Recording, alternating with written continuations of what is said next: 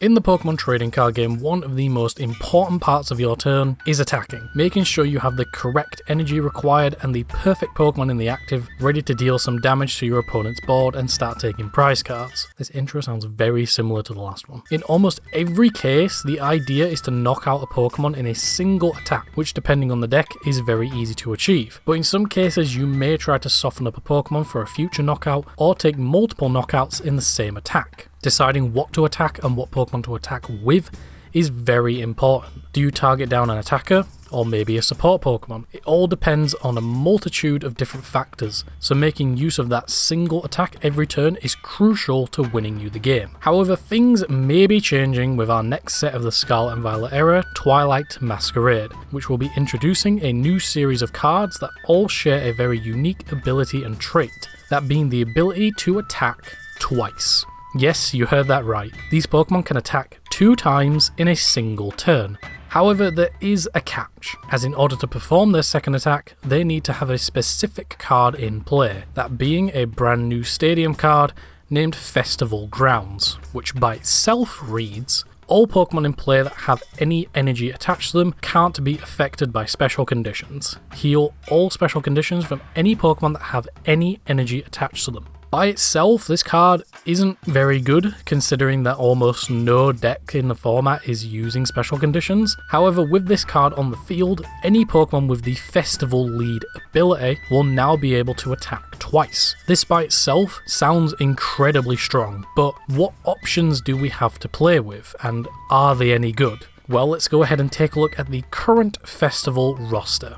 First up is Dismantling, an 80 HP Grass-type Pokemon, whose attack costs 1 grass energy and does 20 damage for each of your benched Pokemon in play. So with a maximum of 5 benched Pokemon, that is 100 damage, and if you have Festival Grounds in play, then that's 200 damage, not counting weakness or resistance. Already a pretty good start. A single energy that can hit for up to 100 damage, even without the stadium, is decent, and given the plethora of Dark-type Pokemon in the format, it's a nice counter option for the deck. However, it's a stage 1, so it will take a bit of time to set up, and it doesn't have that much HP. Plus, it relies on you filling up your bench, which depending on how the deck is built, could be very easy with cards such as Buddy Poffin and Nest Ball, if you draw them. One key thing to note about the Festival Lead ability is that if your first attack knocks out the active Pokemon, then your opponent chooses a new Pokemon to promote for the second attack. So you could possibly be taking a double knockout every single turn. Next up is Goldeen, a 50 HP Water-type Pokemon whose attack costs 2 colorless energy. It does 10 damage, and then flip a coin. If heads, discard an energy attached to your opponent's active Pokemon. This is not very good. 2 energy for 10 damage, 20 if you have the stadium in play, and then a 50-50 chance to discard an energy from your opponent's active, which is a strong effect, and if you hit heads on both of them, then your opponent could be in a very difficult position depending on what deck they are playing. However, that's only if you hit heads, because it's completely RNG and the attack's damage is pitiful. This is not looking good. Dismantling was at least okay. This is just bad. Up next is Swirlix, a 50 HP Psychic type Pokemon whose attack costs 1 Psychic Energy and reads, put 2 damage counters on one of your opponent's Pokemon. This one is meh. 20 damage on any Pokemon is okay, 40 with a stadium is better, but it's not enough to take a 1-hit KO, plus Jirachi is a card, and all Terra-type EX Pokemon are immune to taking damage while on the bench. There's also the fact that it takes a different type of energy to Dismantling, so now you have to play 2 different energy types if you decide to play both of them. Or you could just play Luminous Energy, I guess. But if you don't, it could lead to some awkward situations where you have one of the Pokemon, but the wrong energy to attach to it. And that's it. Yep, only those 3. That's all.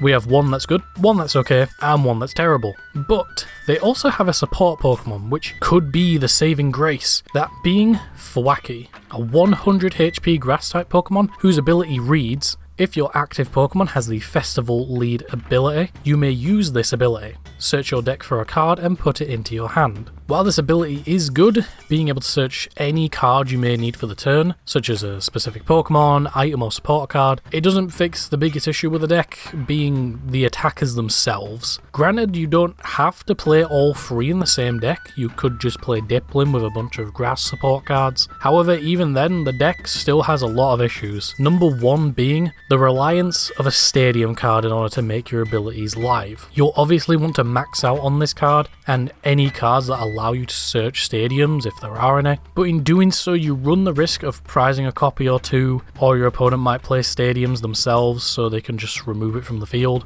And as far as I know, recovering stadiums from the discard is very limited. Not to mention that against certain decks, you are actually helping them by putting a stadium into play. Cards like Roaring Moon EX, for example, can discard it with its attack, and also deal an extra 120 damage. The cons of this deck and strategy far outweigh the pros, if there even is any. There is always a possibility for more support in future sets, but this deck would need some extremely powerful cards because what we currently have is incredibly weak. The idea and gimmick is cool, but the options given to us are very underwhelming. I understand that they have to balance it in some way. You can't just give a Pokemon a super strong attack that can be used twice in the same turn. That would be ridiculous and not fair in the slightest. But I think they could have made these Pokemon just a little bit stronger. I don't think these cards will see any play. Dismantling maybe, but there are other and better grass Pokemon coming in Twilight Masquerade. Unless this strategy sees a huge and powerful second wave of support, it will just remain a gimmick. A gimmick that, on paper, sounds strong, but failed in execution.